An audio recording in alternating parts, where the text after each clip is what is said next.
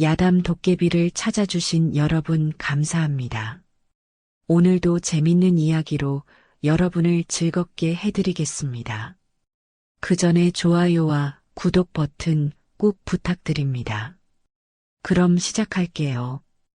그날 밤 송림골 한지 제조소의 과부 마님 화연은 자신이 얼마나 위험한 결정을 내렸는지 전혀 알지 못하였습니다. 대문 밖에서 쓰러져 가던 거지 하나를 불쌍히 여겨 집 안으로 들였을 뿐인데 그 사내의 정체가 조선 팔도를 뒤흔들 비밀을 품고 있었다는 것을 그 누가 알았겠습니까? 이야기는 사흘 전 새벽으로 거슬러 올라가옵니다. 첫 닭이 울기도 전 어스름한 시각이었지요. 깊은 산골 송림골에는 차가운 서리가 하얗게 내려앉았고 대나무 숲 사이로 스며드는 바람은 뼈를 내는 듯 매서웠습니다. 까마귀들조차 울음을 멈추고 날개를 움츠린 채 나뭇가지에 앉아있는 그런 음산한 아침이었지요. 골짜기 저편에서는 한지 제조소의 가마에서 하얀 연기가 피어올랐습니다. 송림골은 예로부터 좋은 당나무가 자라 한지를 만드는 일로 유명한 마을이었거든요. 하지만 새벽 공기는 차갑고 상쾌했지만 어딘지 모르게 불길한 기운이 감돌고 있었습니다. 바로 그때였습니다. 마을 어귀로 초라한 행색의 사내 하나가 비틀비틀 걸어 들어오는 것이 아니겠습니까? 그 사내의 이름은 석윤이라 하였는데 허허 보기에 참으로 딱한 꼴이었습니다. 갓은 반쪽이 찢어져 한쪽으로 기울어졌고 도포는 곳곳이 헤어져 누더기나 다름없었지요. 가슴팍과 등짝에 천이 찢어져 거무스름한 살같이 드러났으며 집시는 바닥이 완전히 뚫려 발가락이 삐죽삐죽 내다보이고 있었습니다. 더욱 처량한 것은 석윤의 얼굴이었습니다. 며칠간 씻지 못한 때가 두껍게 끼어 있었고 수염은 더부룩하게 자라나 있었지요. 하지만 그 지저분한 겉모습 속에서도 어딘지 범상치 않은 기품이 엿보였습니다. 눈매는 또렷하고 깊었으며 코는 곱고 입술은 단정했지요. 아이고 배가 고파 죽겠구나. 이제 정말 한계로구나. 석유는 뱃속에서 꼬르륵 소리가 날 때마다 허리를 굽히며 괴로운 신음을 토해냈습니다. 사흘을 굶고 걸어온 길이라 다리에 힘이 들어가지 않아 자주 주저앉았지요. 때로는 현기증이 일어 길가의 돌에 기대 쉬어야 했고 때로는 목이 말라 개울물을 움켜 마시기도 했습니다. 마을로 들어선 석유는 이 집 저 집 문을 두드리며 애절한 구걸을 해보았습니다. 첫 번째 집 문을 두드리며 말했지요. 인자하신 어르신, 배고픈 사람 좀 도와주시옵소서. 하루만이라도 끼니를 때워주신다면 은혜를 잊지 않겠나이다. 이 몸이 비록 초라하오나 갚을 날이 있으면 반드시 보답하겠나이다. 하지만 송림골 사람들의 인심은 산바람처럼 매섭고 차가웠습니다. 어떤 이는 문도 열어주지 않았고 어떤 이는 문틈으로 눈만 내밀며 혀를 찼지요. 심지어 어떤 이는 문 너머로 욕설을 퍼붓기도 했습니다. 거렁뱅이가 감히 이른 새벽부터 문을 두드리다니 썩 물러가거라. 우리도 먹고 살기 바쁜데 한가한 줄 아느냐? 이놈 일도 하지 않으면서 거저 먹으려고만 하는구나. 개똥도 쪄서 먹어라. 산에 가서 나물이라도 뜯어 먹지. 왜 남의 집 문을 두드리느냐? 젊은 놈이 팔다리 멀쩡하면서 구걸을 하다니 부끄러운 줄도 모르는구나. 냉정하고 가혹한 말들이 사방에서 쏟아졌습니다.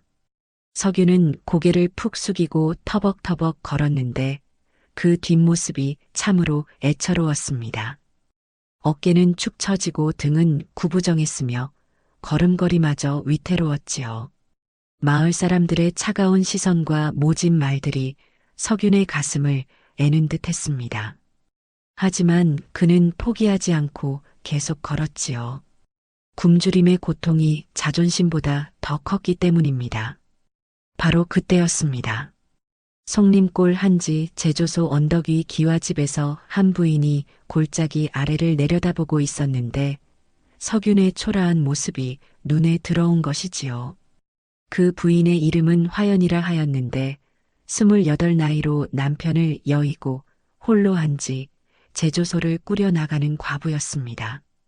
화연은 키가 적당하고 몸매가 우아했으며 얼굴은 달처럼 둥글고 부드러웠지요.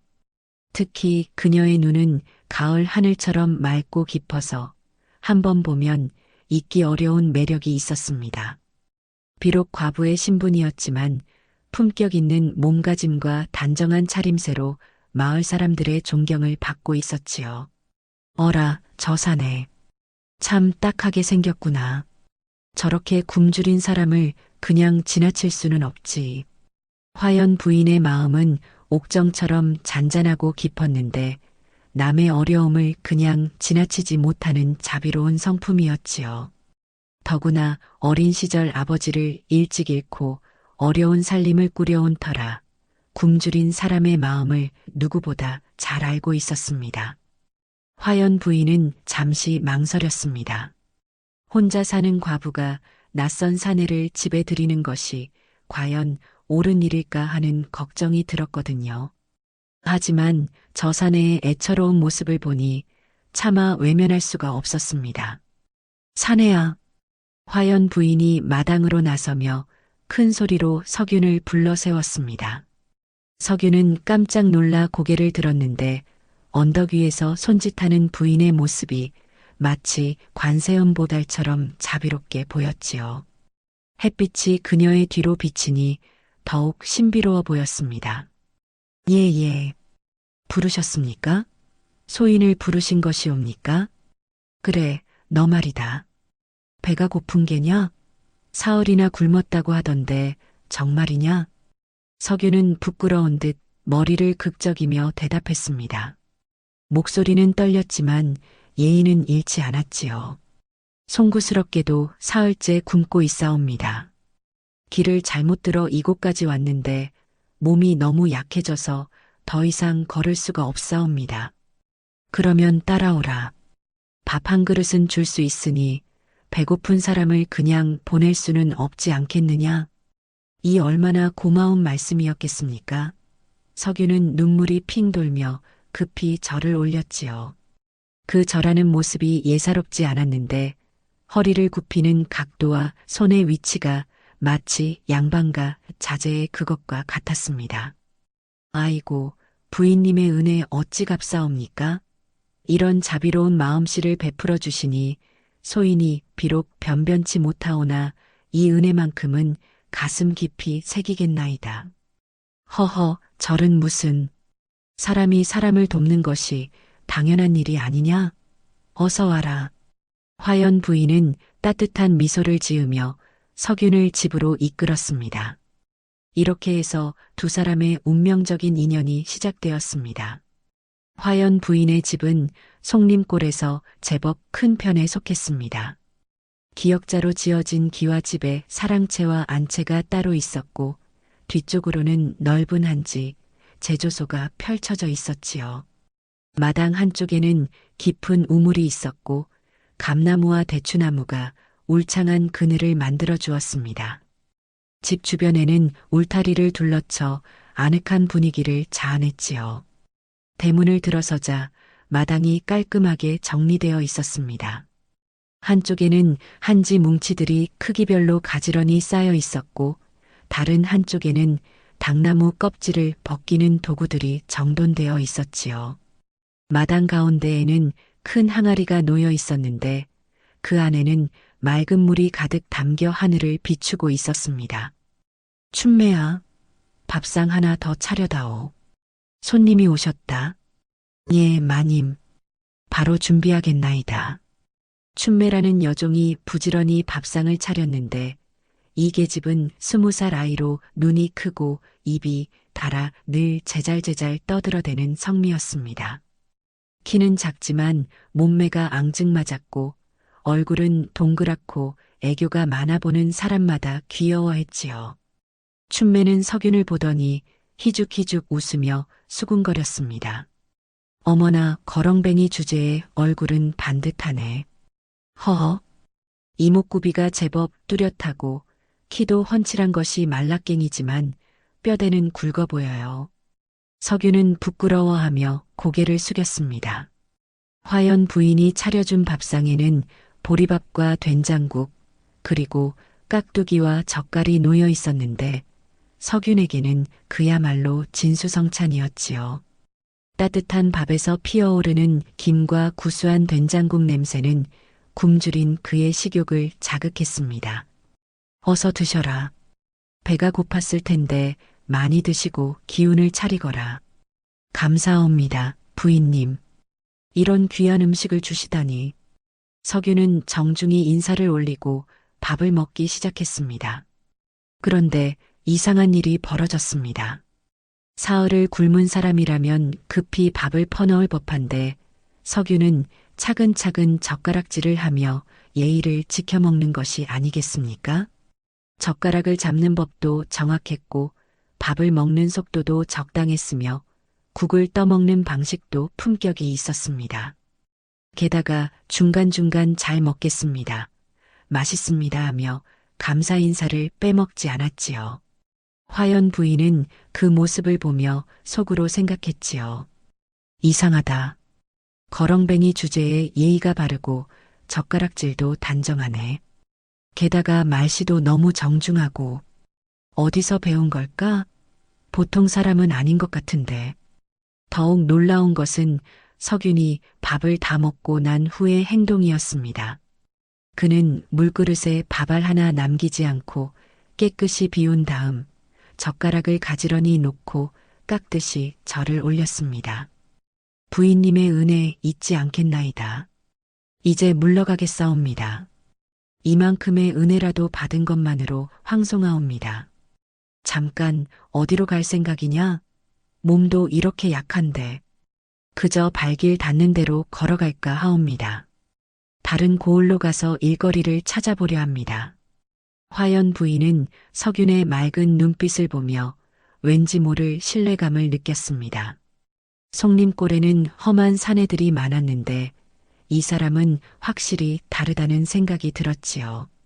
눈빛이 정직하고 말투가 정중했으며 거동 하나하나에서 교양이 묻어났습니다. 그렇다면 이 집을 좀 도와줄 마음은 없느냐? 혼자서 한지 제조소 일을 하기에는 벅찬 일이 많아서. 석유는 깜짝 놀라며 고개를 들었습니다. 눈이 휘둥그레해져서는 믿기지 않는다는 표정을 지었지요. 정말이옵니까? 소인 같은 자를 믿고 맡기시겠다는 말씀이신지요? 그래, 힘든 일이긴 하지만 밥은 주고 잠자리도 마련해주마. 품삯도 조금이나마 줄 수 있고 말이다. 아이고, 부인님, 이 몸이 부서지도록 일하겠나이다. 어찌 이런 큰 은혜를. 석유는 마당에 엎드려 큰 절을 올렸습니다. 그 절하는 모습이 너무나 정중하고 격식에 맞아서 화연 부인은 더욱 의아했지요. 화연 부인은 그 모습을 보며 빙긋이 웃었습니다. 춘매야, 사랑채 방 하나 치워서 머물 수 있게 해라. 이불과 옷까지도 준비해주고. 예, 마님. 그런데 춘매가 슬쩍 눈웃음을 치며 말했습니다. 이 어르신 성함이 무엇이옵니까? 앞으로 뭐라고 불러야 하나이까? 석윤이라고 하옵니다. 석윤. 참 좋은 성함이시네요. 석윤 어르신. 허허, 멋진 성함이시네요. 어디서 오셨어요? 고향이 어디신지요? 석윤은 잠시 머뭇거리다가 조심스럽게 대답했습니다. 저 북쪽 고을에서 왔사옵니다. 집안이 어려워져서 더 이상은 말씀드리기 어려우나 부득이한 사정이 있어 이곳까지 오게 되었사옵니다. 그렇구나. 사연이 있으시겠네요. 앞으로 잘 지내보자고요. 저도 외로웠는데 말 상대가 생겨서 좋아요. 춘매는 석윤에게 윙크를 날렸는데 석윤은 당황하며 고개를 돌렸지요. 이렇게 해서 석윤은 화연 부인의 집에서 머슴살이를 시작하게 되었습니다. 첫날부터 그는 부지런히 일했는데 힘은 약했지만 눈치가 빠르고 꼼꼼했지요. 당나무 껍질 벗기는 일부터 한지 가마에 불을 지피는 일까지 무슨 일이든 성실하게 해냈습니다. 며칠이 지나자 화연 부인은 더욱 놀라게 되었습니다. 이 석윤이란 사내 글도 읽을 줄 아는구나. 그것도 제법 잘. 화연 부인이 한지 주문서를 정리하다가 어려움을 겪고 있을 때 석윤가 조심스럽게 다가와 도움을 청했던 것입니다. 부인님, 죄송하오나 한 말씀 여쭤봐도 될까요? 무슨 일이냐? 한지 출고량이 맞지 않는 것 같다옵니다. 여기 계산을 다시 해보시면. 석유는 붓을 들어 척척 계산을 해내며 실수를 찾아내었지요. 그 계산 실력이 범상치 않았습니다. 더욱이 숫자를 다루는 솜씨가 마치 관아에서 일하던 설이나 되는 것 같았지요. 화연 부인은 더욱 놀랐습니다. 이 사람 보통 사람이 아니구나. 글도 읽고 산수도 하고 도대체 정체가 뭘까? 하지만 말하고 싶지 않은 사연이 있을 테니 깊이 묻지는 말자. 화연 부인은 깊이 묻지 않았습니다. 누구든 말하고 싶지 않은 과거사나 아픈 사연이 있을 수 있다고 생각했거든요. 석윤이 화연 부인의 집에서 머슴살이를 시작한 지 여드레가 지났을 무렵이었습니다. 어느 날 오후 따가운 햇볕 아래 한지 제조소에서 당나무 껍질을 벗기고 있던 석윤에게 춘매가 새참을 들고 왔지요. 어르신, 새참이에요. 더우시죠? 그늘에서 좀 쉬세요. 춘매는 바구니에 막걸리와 감자떡, 그리고 시원한 냉수를 담아왔습니다. 하얀 치마 저고리를 입은 춘매의 모습은 어여뻤는데 일부러 치마를 살짝 걷어 올려 하얀 발목을 드러내 보이곤 했지요. 그녀의 얼굴에는 언제나 장난기 어린 미소가 떠나지 않았습니다. 고맙소이다, 춘매 아씨. 이렇게 정성스럽게. 석유는 정중히 인사하며 새참을 받았습니다. 춘매는 그 옆에 살짝 앉더니 부채를 꺼내 석윤에게 부채질을 해주었지요. 어르신, 더우실 텐데 이거라도 드세요. 마님이 직접 담그신 막걸리예요. 춘매가 막걸리 사발을 건네며 은근슬쩍 석윤의 팔뚝에 손을 댔습니다. 부드럽지만 확실한 접촉이었지요. 석윤은 깜짝 놀라 몸을 움츠렸습니다. 어머나, 어르신 팔뚝이 생각보다 단단하네요. 허허, 겉보기에는 말라깽이인 줄 알았는데. 춘매는 눈을 반짝이며 석윤을 위아래로 훑어보았습니다. 처음 봤을 때는 말라빠진 거렁뱅이인 줄 알았는데 자세히 보니 어깨가 제법 벌어지고 키도 훤칠했거든요. 더욱이 며칠간 제대로 먹고 일을 하니 얼굴에 생기가 돌고 몸매도 다부져 보였습니다. 춘매 아씨, 그런 말씀은. 왜요? 사실을 말한 건데. 그런데 어르신, 정말 궁금한 게 있어요. 춘매가 몸을 더욱 가까이 기울이며 속삭였습니다. 그녀의 숨결이 석윤의 귓가에 닿자 석윤은 얼굴이 붉어지며 뒤로 물러났지요. 어르신은 정말 거렁뱅이세요? 손 좀 보세요. 춘매가 석윤의 손을 잡아 들여다보았습니다. 손톱 보세요. 너무 깨끗하잖아요. 게다가 손가락도 가늘고. 이런 손은 글 쓰는 사람 손이에요. 석윤은 당황하며 손을 뒤로 감췄습니다. 춘매의 관찰력이 생각보다 예리했거든요. 그냥 깨끗이 하는 편이옵니다. 그래요? 그리고 걸음걸이도 너무 점잖으시고 말씀도 남다르시고. 혹시 양반댁 도령님 아니세요? 춘매의 질문에 석윤은 식은땀을 흘렸습니다. 이 영리한 계집애가 자신의 정체를 눈치채는 것은 아닌지 걱정스러웠지요. 아니옵니다. 춘매 아씨는 그저. 아, 춘매 아씨. 왜요? 춘매가 석윤의 손을 슬그머니 만졌습니다. 그녀의 손은 부드럽고 따뜻했지요.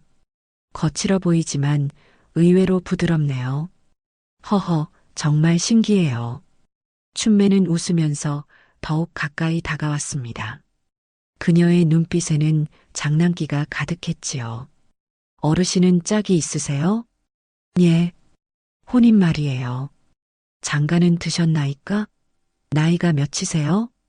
석유는 당황하며 뒤로 물러났습니다. 이런 대화는 처음이라 뭐라 대답해야 할지 몰랐지요. 26이옵니다. 어머나, 저보다 6살이나 많으시네요. 그럼 진작 장가를 가셨어야 하는 나이인데 왜 아직 총각이세요?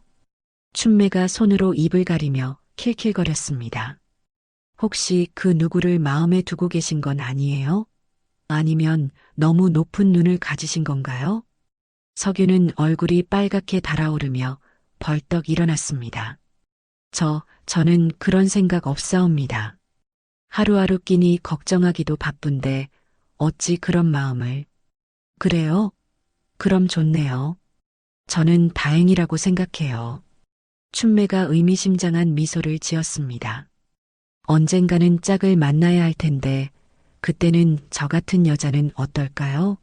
나이도 적당하고 살림도 제법 하는 편이고. 춘매 아씨, 그런 말씀은. 석윤이 말을 머뭇거리고 있을 때 화연 부인의 목소리가 들려왔습니다. 춘매야, 뭐하고 있느냐? 벌써 해가 기울어 가는데. 아, 마님, 새참 드리고 있었어요. 금방 갈게요. 춘매는 급히 일어나 치마를 털었습니다. 화연 부인이 언덕에서 내려오는 것이 보였지요. 새참 들렸으면 어서 와서 저녁 준비를 해라. 오늘은 당나무 껍질을 삶아야 하니 서둘러야지. 예, 마님. 춘매는 석윤에게 윙크를 날리고는 총총 뛰어갔습니다. 석윤은 그 자리에서 어쩔 줄 몰라 하고 있었지요. 화연 부인이 가까이 와서 물었습니다. 춘매가 무슨 말을 했느냐? 얼굴이 왜 그리 빨개졌니? 아, 아무것도. 그저 새참을 주어서. 석윤은 머리를 극적이며 대답했습니다. 화연 부인은 그런 석윤을 보며 알 수 없는 기분을 느꼈지요. 왠지 모르게 마음이 불편했던 것입니다. 내가 왜 이러지? 춘매가 석윤과 친하게 지내는 게 뭐가 문제란 말인가? 그냥 젊은 남녀가 정담을 나누는 것뿐인데. 하지만 화연 부인은 그 마음을 깊이 생각해 보지 않으려 했습니다. 자신도 그 이유를 정확히 알 수 없었거든요. 그날 이후로 마을 여인들 사이에서 석윤에 대한 소문이 돌기 시작했습니다. 화연이네 새로 들인 머슴, 생긴 게 꽤 괜찮더라. 그래, 거렁뱅이 주제에. 아니야. 자세히 보니까 이목구비가 정반듯해. 게다가 예의도 바르고. 허허, 춘매가 벌써 찜해 놨다던데. 그 계집에 눈이 높더니 드디어 마음에 드는 사람을 찾았나 보네. 여인들의 수군거림이 이어졌지요. 석유는 그런 시선들이 부담스러웠지만 묵묵히 일에만 집중하려 했습니다. 며칠 후 해질 무렵이었습니다. 석유는 한지 제조소 정리를 마치고 집으로 돌아가려 하는데 개울 쪽에서 물소리가 들려왔지요. 궁금해서 살금살금 다가가 보니 이게 웬일입니까? 화연 부인이 개울가에서 목욕을 하고 있는 것이 아니겠습니까? 저녁 햇살이 물에 반사되어 그녀의 어깨를 비추고 있었는데 그 모습이 이 세상 사람이 아닌 듯 아름다웠지요. 화연 부인은 긴 머리카락을 풀어 어깨에 늘어뜨리고 하얀 목과 어깨를 드러낸 채 가볍게 물장구를 치고 있었습니다. 개울물은 맑고 차가웠으며 그 위로 연꽃잎들이 떠다니고 있었습니다.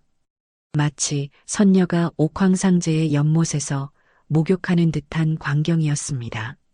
석유는 넋을 잃고 그 모습을 바라보았습니다. 가슴이 쿵쾅쿵쾅 뛰고 목이 마르는 것 같았지요. 지금까지 여인의 몸을 제대로 본 적이 없었던 석윤에게는 충격적인 순간이었습니다. 화연 부인은 물에서 나와 개울가 바위에 앉아 머리를 빗고 있었습니다. 물방울이 그녀의 어깨를 타고 흘러내리는 모습에 석유는 숨이 막혔지요. 이 마음은 도대체 어찌 된 것인고, 이런 마음이 드는 것이 정상인 것인가? 석윤의 가슴 속에서는 지금까지 느껴보지 못한 감정이 끓어오르고 있었습니다. 26 평생을 공부와 무예 수련에만 매진했던 그였는데 이런 마음은 처음이었거든요. 화연 부인이 물에서 나와 개울가 바위에 앉아 긴 머리를 빗는 모습은 마치 한 폭의 그림 같았습니다. 석양빛이 그녀의 어깨를 비추니 마치 신선이 인간 세상에 내려온 것 같았지요. 아, 이렇게 아름다운 분이 세상에 계시다니. 내가 감히 이런 마음을 품어도 되는 것일까? 주인 어른을 이런 눈으로 바라보다니 석유는 자신도 모르게 한 발짝 앞으로 나아갔습니다. 더 가까이서 보고 싶다는 충동을 억제할 수 없었지요. 그런데 그만 발밑에 돌에 걸려 넘어지고 말았습니다. 석윤이 풀숲에 굴러떨어지자 바스락 소리가 났습니다. 화연 부인이 깜짝 놀라 돌아보았지요. 누구야? 거기 누구 있니? 석윤은 황급히 몸을 숨겼지만 이미 들켜버린 후였습니다. 얼굴이 새빨갛게 달아오른 채 어쩔 줄 몰라 했지요. 석윤이냐? 너냐? 화연 부인도 당황하여 급히 옷을 주워 입었습니다. 목소리에는 놀라움과 당황스러움이 섞여 있었지요. 죄송하옵니다. 모르고 지나가다가 정말 모르고. 석유는 고개를 푹 숙이고 사과했습니다. 너 얼마나 봤니? 언제부터 거기 있었던 거냐? 아무것도 보지 못했사옵니다. 방금 막 지나가다가. 석유는 손으로 눈을 가리며 뒤돌아섰습니다. 화연 부인은 잠시 당황했지만 곧 웃음이 나왔지요. 허허, 이 바보 같은 사내야.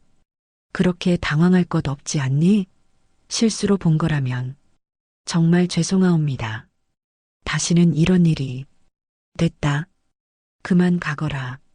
그리고 이 일은 아무에게도 말하지 마라.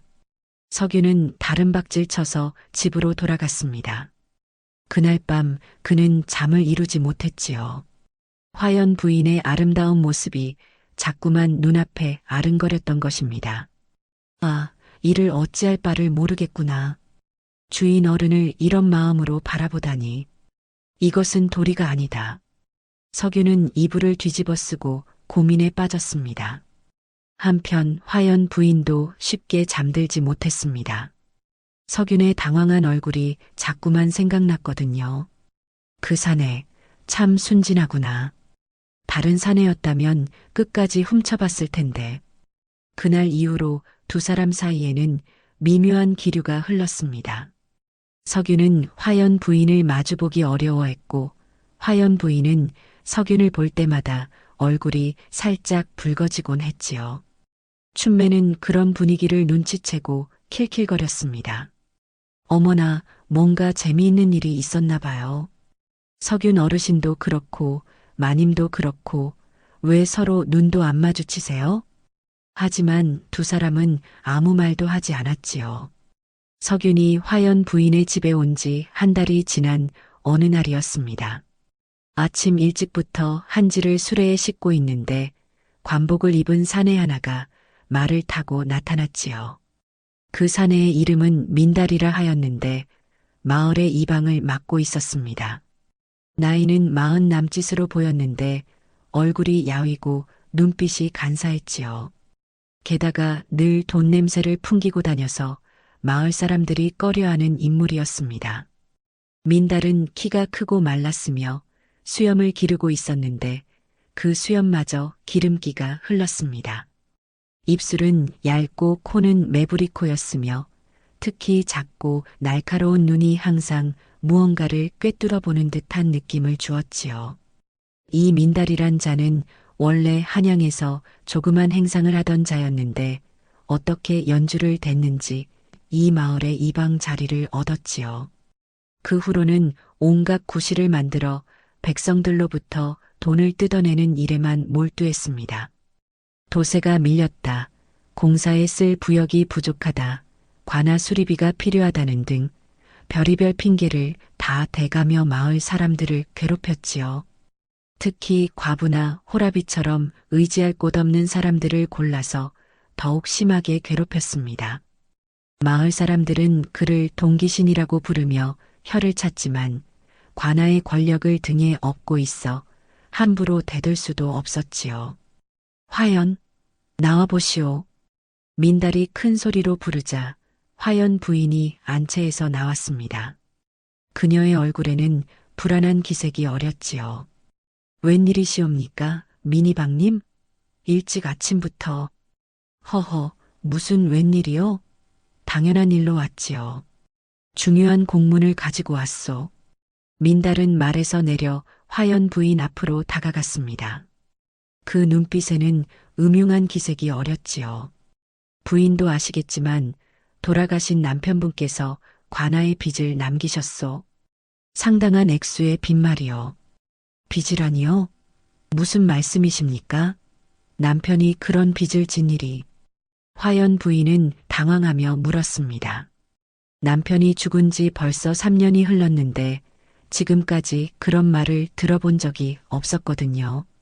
민달은 품에서 문서 한 장을 꺼내 보였습니다.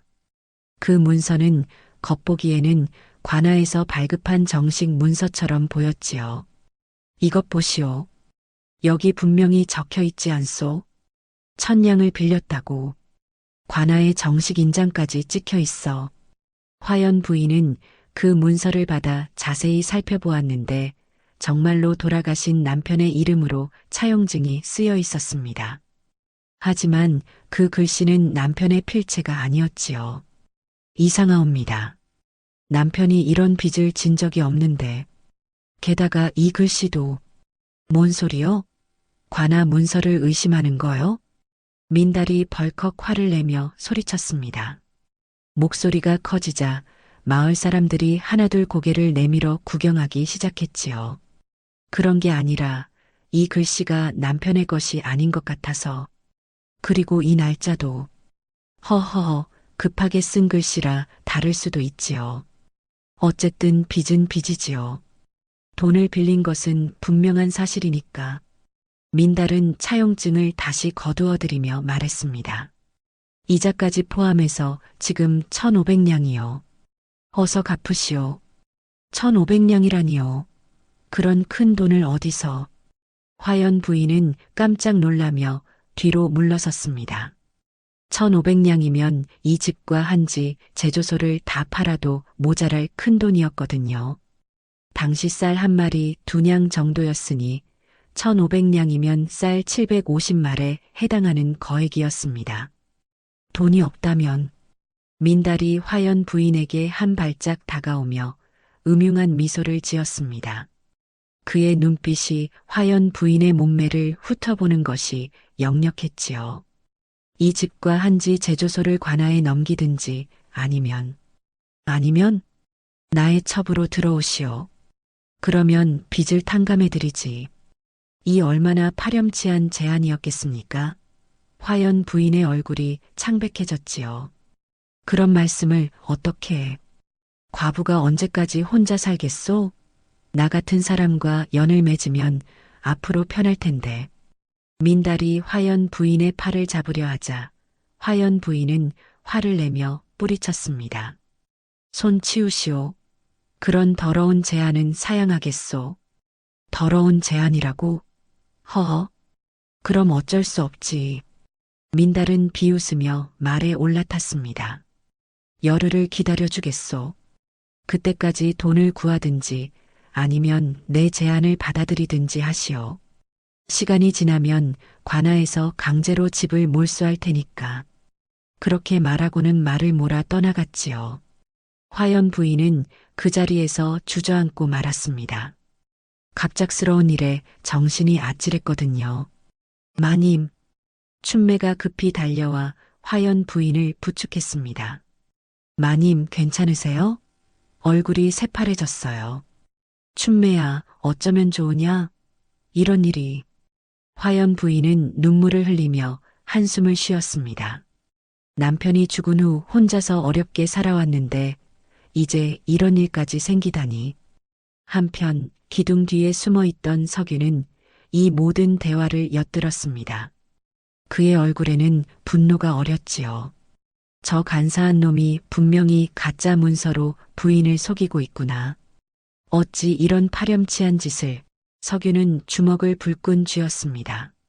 화연 부인의 곤란한 처지가 마음 아팠거든요. 내가 뭔가 해야 한다. 하지만 어떻게? 내가 할 수 있는 일이 있을까? 석유는 깊은 고민에 빠져들었습니다. 자신의 정체를 드러내지 않고도 화연 부인을 도울 방법이 있을지 생각해 봤지요. 그날 밤 화연 부인은 잠을 이루지 못하고 뜰에 나와 달을 바라보고 있었습니다. 마음이 답답해서 잠이 오지 않았거든요. 밤하늘에는 별이 총총히 빛나고 있었고 달은 둥글고 밝았지만 화연 부인의 마음은 캄캄했습니다. 남편아, 당신이 정말 그런 빚을 졌단 말이냐? 아니면 저 악한 자가 거짓말을 하는 것일까? 어찌해야 좋을지, 부인님. 조용한 목소리에 화연 부인이 돌아보니 석윤이 조심스럽게 다가오고 있었습니다. 석윤이냐? 밤 늦은데 왜 잠들지 않았니? 부인님께서 걱정이 많으신 것 같아서 잠이 오지 않았사옵니다. 석윤은 화연 부인 옆에 조심스럽게 앉았습니다. 낮에 이방이 한 말 들었사옵니다. 화연 부인은 깜짝 놀라며 석윤을 보았지요. 너도 들었구나. 어쩌면 좋을지. 네. 그런데 뭔가 이상하옵니다. 이상하다니? 석윤은 잠시 망설이다가 입을 열었습니다. 그 차용증 가짜인 것 같다옵니다. 가짜라고? 정말이냐? 네. 제가 글을 좀 읽을 줄 아는데 그 문서에서 이상한 점을 발견했사옵니다. 석유는 차근차근 설명하기 시작했습니다. 첫째, 관아 문서라면 정식 인장이 찍혀야 하는데 그 인장이 흐릿했사옵니다. 둘째, 차용증에 적힌 날짜가 부인님 남편께서 돌아가신 날 이후였사옵니다. 화연 부인은 깜짝 놀라며 소리쳤습니다. 정말이냐? 날짜가 남편이 죽은 후라고? 네, 분명하옵니다. 저는 기억력이 좋은 편이라서 그 날짜를 정확히 기억하고 있사옵니다. 그럼 정말 가짜란 말이냐? 화연 부인의 목소리에 희망이 섞였습니다. 그렇다옵니다. 하지만 이것을 증명할 방법이 필요하옵니다. 석유는 고개를 숙이며 말했습니다. 제가 한번 알아보겠사옵니다. 내가? 네. 관아에 가서 진짜 문서를 확인해 보겠사옵니다. 화연 부인은 걱정스러운 얼굴로 석윤을 보았습니다. 위험하지 않겠니? 미니방이 나쁜 사람인 것 같은데. 괜찮사옵니다. 저도 이 집 한 식구인데 부인님을 도와야지요. 석윤의 말에 화연 부인의 마음이 따뜻해졌습니다. 고맙다, 석윤아. 하지만 너무 무리하지는 마라. 염려 마시옵소서. 다음 날 이른 아침, 석윤은 관아로 향했습니다. 관아는 마을에서 한 시진 거리에 있었는데 제법 큰 건물이었지요. 높은 담장으로 둘러싸여 있었고 대문에는 관아라는 현판이 걸려 있었습니다. 관아 앞에는 여러 사람들이 모여 있었는데 대부분 민원을 가지고 온 백성들이었지요. 그들의 얼굴에는 근심이 가득했습니다. 이보시오, 거기 사네. 관아 문지기가 석윤을 불러 세웠습니다. 나이는 50 남짓으로 보였는데 얼굴이 험상궂었지요. 무슨 일로 왔소? 현감님을 뵙고자 하옵니다. 뭐? 거렁뱅이가 감히 현감님을 보겠다고? 문지기가 비웃으며 말했습니다. 중요한 일이 있사옵니다. 부디 전해주십시오. 석유는 정중히 부탁했습니다. 문지기는 한참을 머뭇거리더니 안으로 들어갔지요. 잠시 후 현감이 나타났습니다. 나이는 50 남짓으로 보였는데 살이 찌고 눈이 작았지요. 이 현감의 이름은 박중서라 하였는데 민달과 한패가 되어 백성들을 괴롭히는 탐관오리였습니다. 무슨 일이냐? 화연 부인의 남편 빚 문제로 왔사옵니다. 석윤이 정중히 인사하며 말했습니다. 빚? 무슨 빚말이냐? 현감은 짐짓 모르는 척했지만 눈빛이 흔들렸지요. 천냥 차용증 말이옵니다. 그런데 그 문서에 의심스러운 점이 있사옵니다. 의심스럽다고? 관아 문서를 의심한다는 거냐? 현감이 벌컥 화를 냈습니다. 그런 게 아니라 날짜가 맞지 않사옵니다. 닥쳐. 관아 문서를 의심하는 것은 관을 모독하는 일이다. 현감은 석윤을 마구 윽박질렀습니다. 증거도 없이 함부로 떠드는 게냐? 당장 물러가라. 석윤은 어쩔 수 없이 관아를 나왔지만 포기하지 않았습니다. 그날 밤 그는 은밀한 계획을 세웠지요. 민달의 집에 증거가 있을 것이다. 직접 확인해 보자. 그날 밤 달이 구름에 가려진 캄캄한 시각이었습니다. 석윤은 검은 옷을 입고 민달의 집으로 몰래 향했지요. 민달의 집은 마을 한가운데 있었는데 제법 큰 한옥이었습니다. 돈을 많이 긁어모은 덕분이었지요. 집 주변에는 높은 담장이 둘러져 있었고 대문에는 자물쇠가 채워져 있었습니다. 석윤은 담장을 타고 마당으로 뛰어내렸습니다. 다행히 개도 없었고 집안이 조용했지요.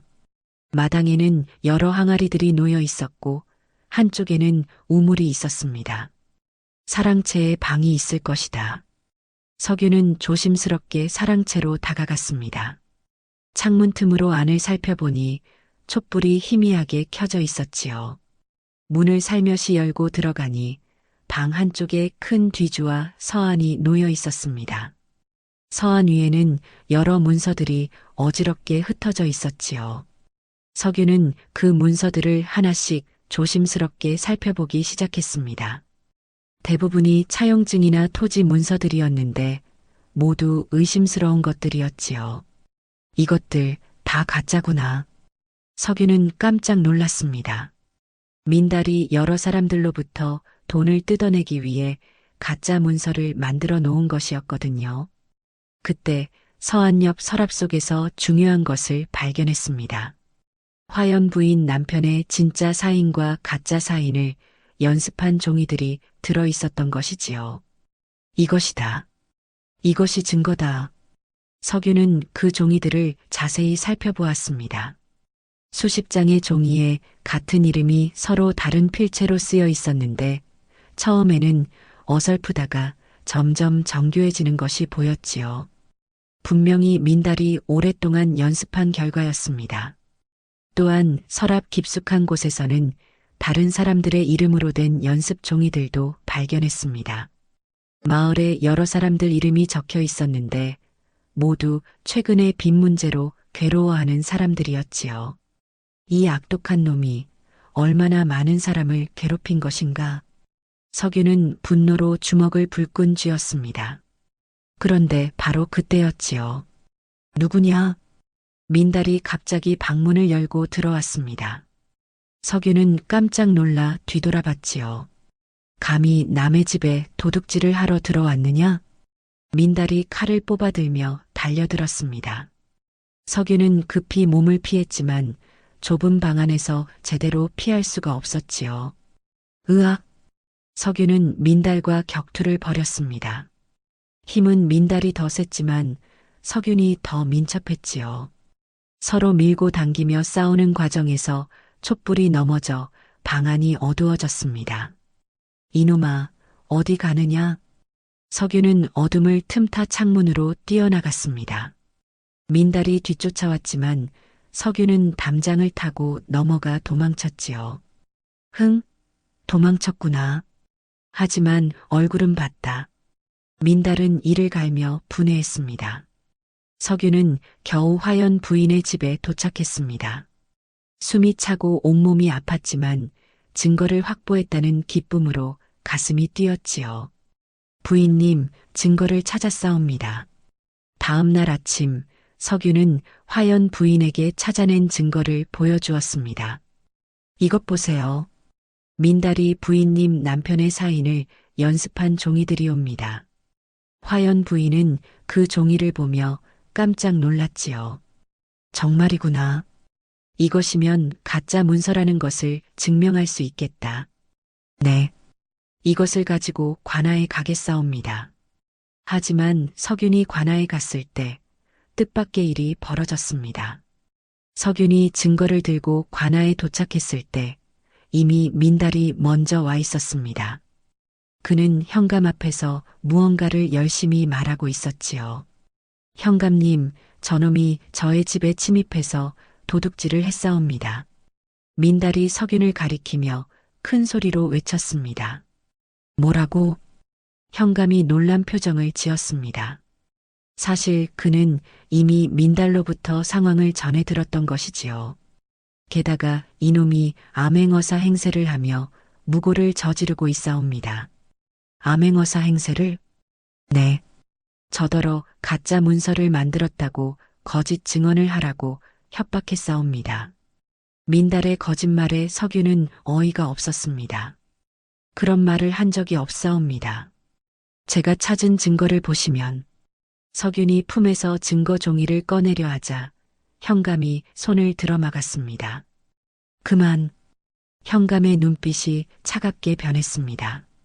암행어사 행세를 하며 관을 속이고 남의 집에 침입해서 도둑질을 한 죄는 차명에 해당한다. 현감님, 저는 입 다물어라. 당장 이놈을 잡아들여라. 관아의 포졸들이 달려들어 석윤을 묶었습니다. 석윤은 억울했지만 어쩔 수 없었지요. 현감님, 제 말을 들어보십시오. 하지만 현감은 쳐다보지도 않았습니다. 민달과 한패인 그가 어찌 석윤의 말을 들어주겠습니까? 내일 아침 사형을 집행하라. 석윤은 감옥에 갇혔습니다. 차가운 감옥 바닥에 앉아 하늘을 올려다보니 별이 총총히 빛나고 있었지요. 이렇게 죽는구나. 부인님께 도움이 되지 못했구나. 소식을 들은 화연 부인은 급히 관아로 달려왔습니다. 현감 앞에 무릎을 꿇고 애원했지요. 현감님, 그 사람은 죄가 없사옵니다. 제발 살려주십시오. 말도 안 되는 소리 말고 물러가라. 현감은 차갑게 말했습니다. 화연 부인은 절망했습니다. 석윤을 구할 방법이 없었거든요. 부인님, 돌아가시옵소서. 이제 어쩔 수 없사옵니다. 감옥에 갇힌 석윤이 창살 사이로 말했습니다. 아니다, 석윤아. 내가 반드시 너를 구하고 말 테다. 하지만 화연 부인도 방법을 찾을 수 없었습니다. 그렇게 하룻밤이 지나고 처형일이 밝았습니다. 마을 한가운데 형장이 차려졌고 구경꾼들이 모여들었지요. 형장에는 높은 단이 만들어져 있었고 그 위에는 현감과 관리들이 앉을 자리가 마련되어 있었습니다.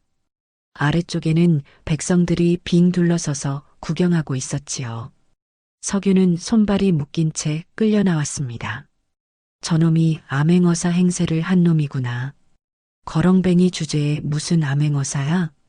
벌 받아 마땅하지. 사람들의 수군거림이 들렸습니다. 화연 부인과 춘매도 멀리서 지켜보고 있었는데 눈물을 흘리고 있었지요. 마님, 어떻게 하죠? 아무것도 할 수 없구나. 내가 무력해서. 현감이 높은 자리에 앉아 말했습니다.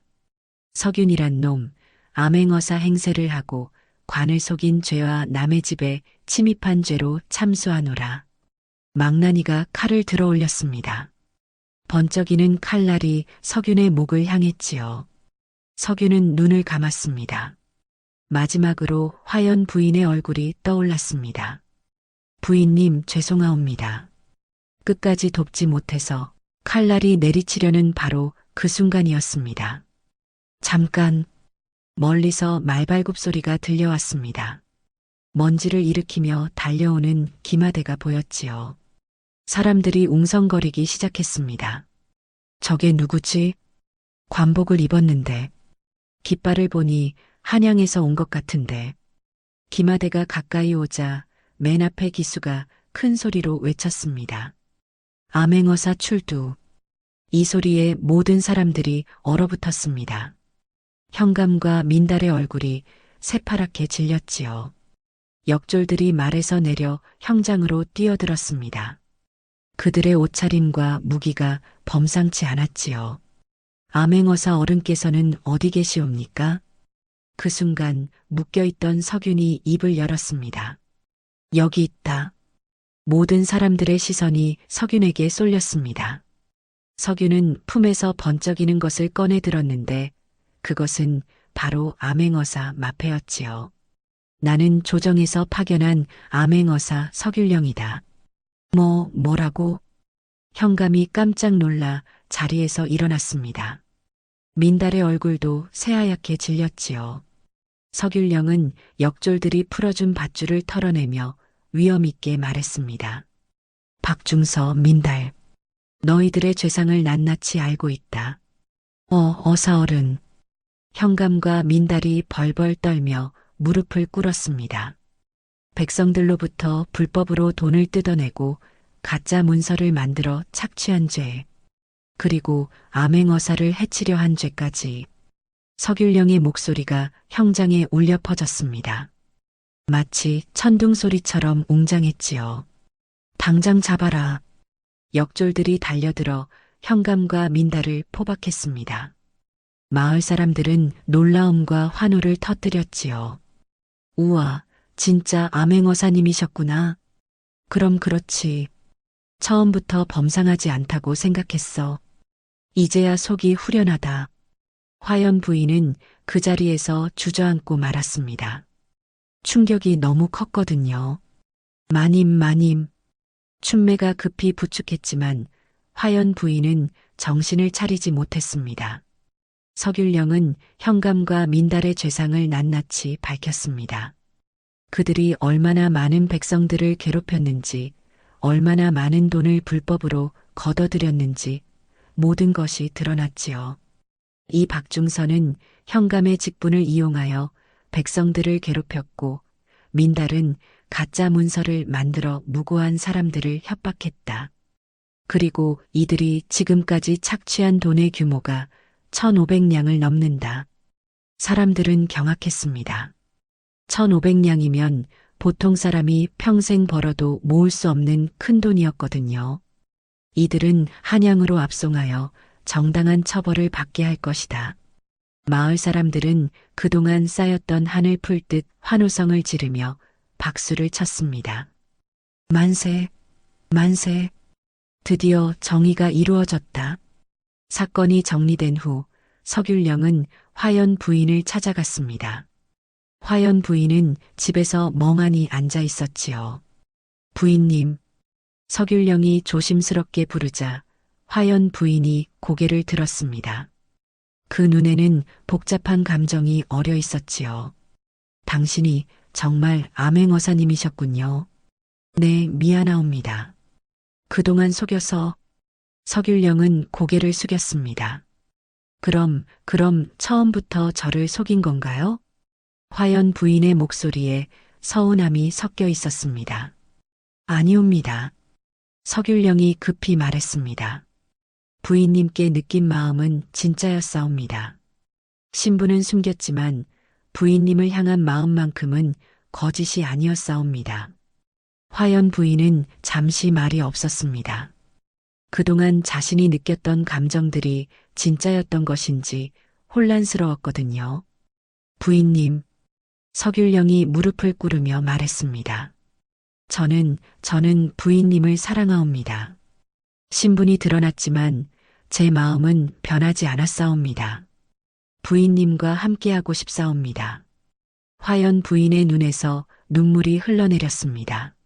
하지만 저는 그저 시골의 과부일 뿐인데 신분이 무엇이옵니까? 저에게는 부인님이 세상에서 가장 소중한 분이옵니다. 석윤령의 진심 어린 고백에 화연 부인의 마음이 흔들렸습니다. 부인님, 저와 함께 해주시겠사옵니까? 평생 부인님만을 사랑하며 살겠사옵니다. 화연 부인은 한참을 망설이다가 고개를 끄덕였습니다. 네, 저도 마음이 있었어요. 두 사람은 서로를 바라보며 미소 지었습니다. 그 모습이 얼마나 아름다웠던지 옆에서 지켜보던 춘매는 감동에 눈물을 흘렸지요. 마님, 축하해요. 며칠 후 마을에서는 성대한 혼례식이 열렸습니다. 서균령의 신분이 알려지자 온 마을 사람들이 축하하러 모여들었지요. 암행어사 어른과 화연이가 혼례를 올린다니 정말 좋은 일이야. 우리 마을에 이런 경사가 있다니 앞으로 마을이 더 잘 될 것 같아. 혼례식은 마을 한가운데 넓은 마당에서 열렸습니다. 붉은 비단으로 장식한 신랑 신부 자리가 마련되었고 주변에는 색색의 꽃들이 장식되어 있었지요.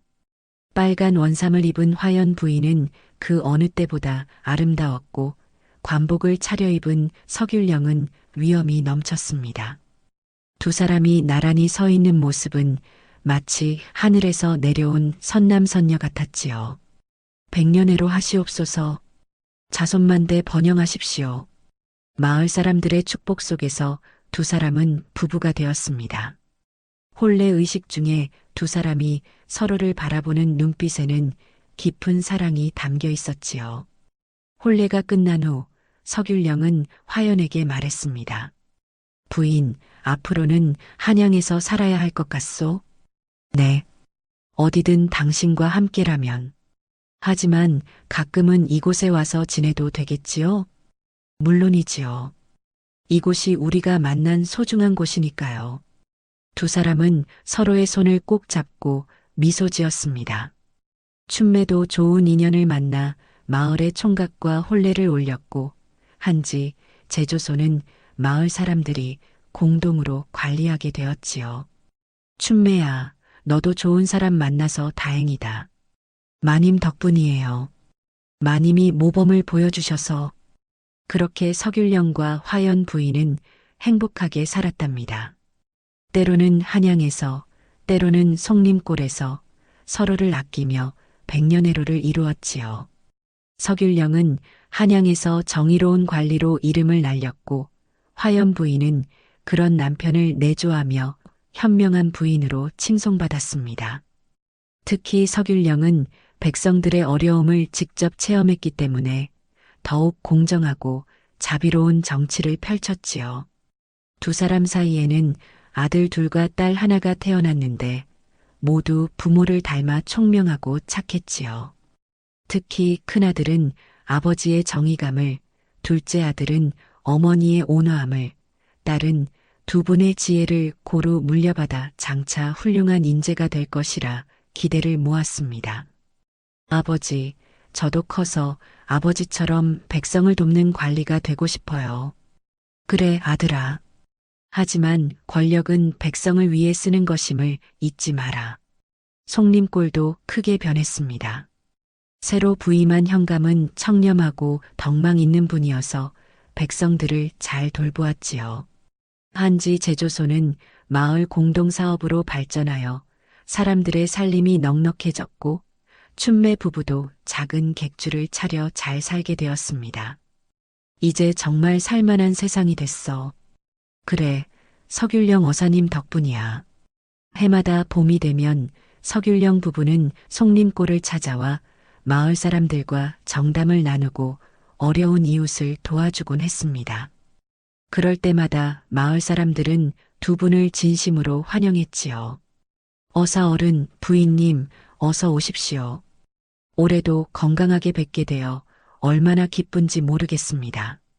특히 봄철에 벚꽃이 만개할 때면 두 분은 어김없이 송림골을 찾았습니다.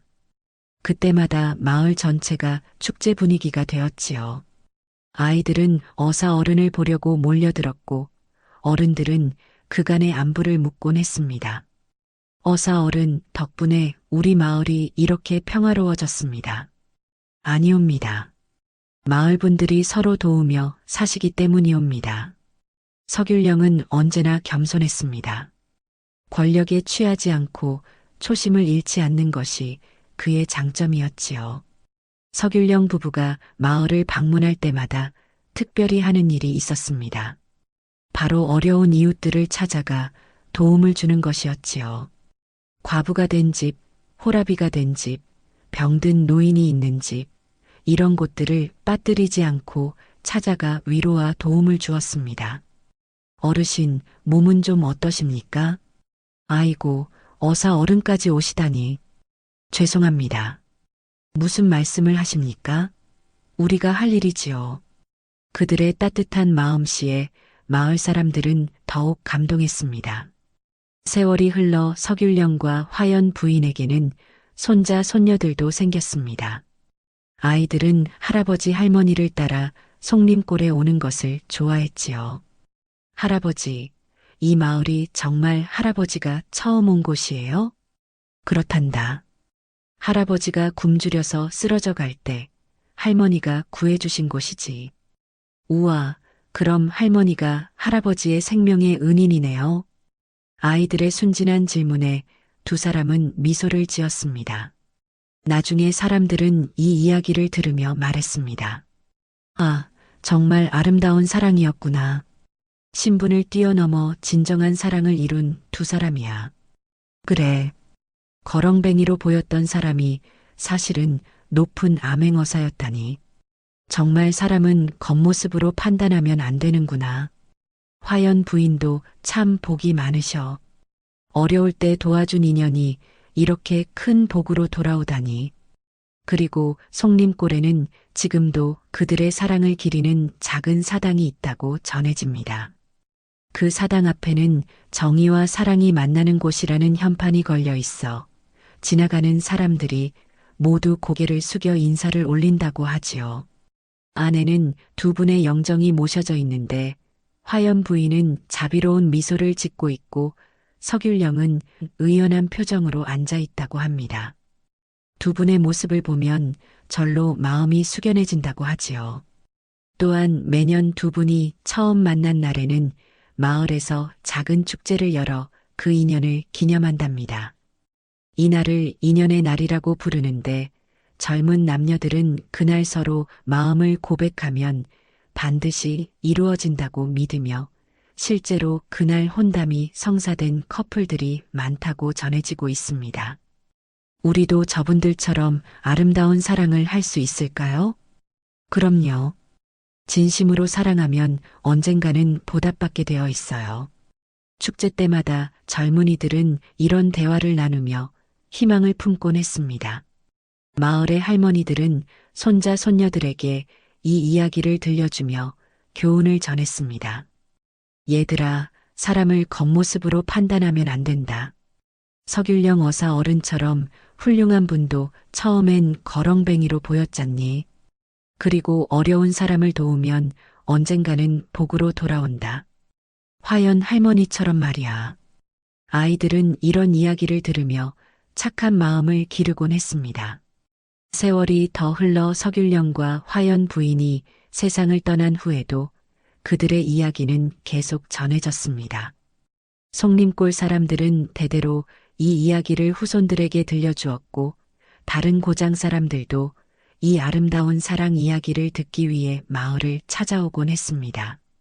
정말 감동적인 이야기네요. 이런 사랑이 실제로 있었다니. 그럼요. 우리 마을의 자랑이에요. 이렇게 서귤령과 화연 부인의 사랑 이야기는 시간이 흘러도 사람들의 마음속에 계속 살아있게 되었습니다. 이것이 바로 송림골에서 일어난 거렁뱅이 머슴과 과부 마님의 놀라운 이야기였습니다. 허허, 기구하고도 아름다운 인연이 아니었습니까? 거렁뱅이로 보였던 한 사내가 사실은 나라의 암행어사였고 과부를 도우려다 진정한 사랑을 만난 이야기.